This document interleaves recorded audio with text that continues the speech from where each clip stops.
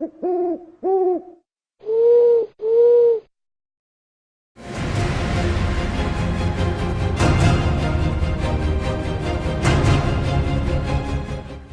με την αρχαιότητα, όπου κυριαρχούσε η ελληνική φάλαγγα και η ρωμαϊκή λεγιώνα, ο Μεσαίωνας είδε την καθιέρωση του βαρέως ιππικού ως το ισχυρότερο εργαλείο του πολέμου. Στη φαντασία μας μέχρι σήμερα ξεχωρίζουν, όπως όλοι γνωρίζουμε, οι ξακουστοί υπότες, οι οποίοι για αιώνες αποτελούσαν το καμάρι της Δύσης. Με τη σειρά του, συνεχίζοντας τη ρωμαϊκή κληρονομιά και αφομοιώνοντας τις εμπειρίες και τακτικές των γερολαών, το Βυζάντιο παρέτασε στο πεδίο της μάχης τον δικό του βαριά εξοπλισμένο έθικο πολεμιστή, τον κατάφρακτο.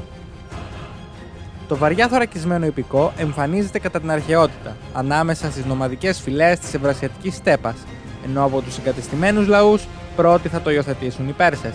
Οι κατάφρακτοι ιππείς ανήκαν συνήθως στην αριστοκρατία και έφεραν μεταλλική θωράκιση εκείνη και τα άλογά τους.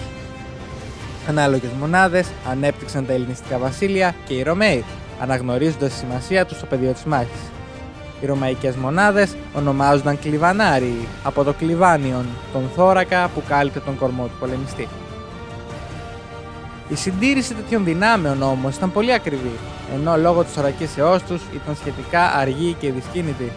Όταν λοιπόν η Ανατολική Ρωμαϊκή Αυτοκρατορία άρχισε να συρρικνώνεται από τις επιθέσεις των Αράβων, των Βουλγάρων και των Σλάβων, τα παλαιά σώματα των κλιβαναρίων διαλύθηκαν, δίνοντας τη θέση τους σε ένα πιο ευέλικτο και πολλαπλής χρήσεως σώμα καταφράκτων.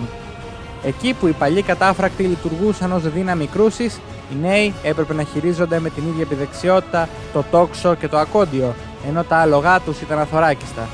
Οι κλιβανάριοι βαρέου τύπου έκαναν μια σύντομη εμφάνιση κατά τη βασιλεία του Νικηφόρου Φωκά, όπου αποτέλεσαν την αιχμή του δώρατος του επιτυχημένου πολέμου κατά των Αράβων.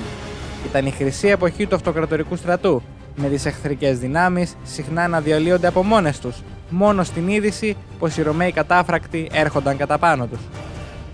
Οι κατάφρακτοι ήταν ένα επαγγελματικό σώμα στρατού, ανήκαν δηλαδή στα αυτοκρατορικά τάγματα της Κωνσταντινούπολης και όχι στα τοπικά θέματα, τα οποία επάντρωναν στρατιώτες αγρότες.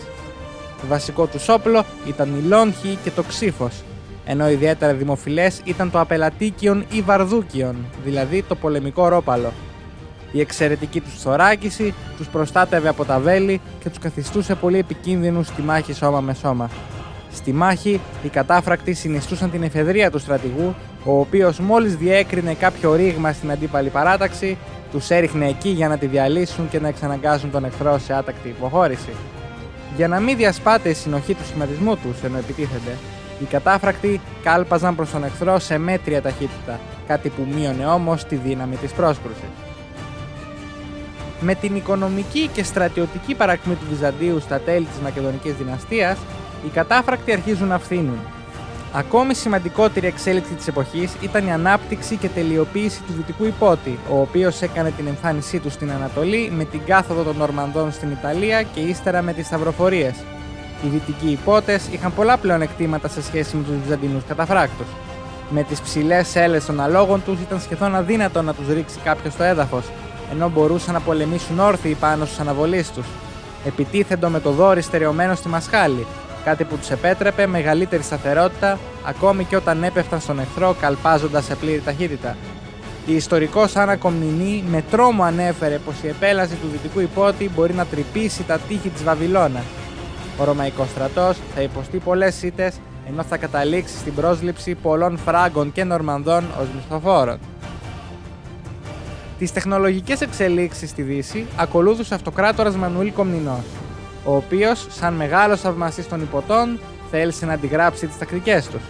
Αυτή η προσαρμογή φαίνεται και από τα έργα τέχνης της εποχής, όπου βλέπουμε για παράδειγμα τον Άγιο Γεώργιο να σκοτώνει τον Δράκο όρθιος πάνω στο άλογο του, με τα πόδια τεντωμένα και τα ακροδάκτυλά του να λυγίζουν μπροστά από τον αναβολέα. Οι νέοι κατάφρακτοι του Μανουήλ αποδείχθηκαν τρομεροί στο πεδίο της μάχης, κάτι που φάνηκε ιδιαίτερα στον πόλεμο κατά της Ουγγαρίας, όπου σάρωσαν τους Μαγιάρους υπότες. Ο Μανουήλ φρόντιζε πολύ για την εκπαίδευση των καταφράκτων του, οργανώνοντας μάλιστα κατά τα δυτικά πρότυπα κοντανομαχίες και άλλους ιππικούς αγώνες, στους οποίους συμμετείχε και ο ίδιος με μεγάλη επιτυχία. Με την άλωση της πόλης το 1204 και τις δυσκολίες της εποχής, το σώμα των καταφράκτων παρακμάζει και εν τέλει εκλείπει. Οι Ρωμαίοι μέχρι τέλους θα συνέχιζαν να χρησιμοποιούν τον όρο για κάθε βαριά οπλισμένο και θωρακισμένο πολεμιστή.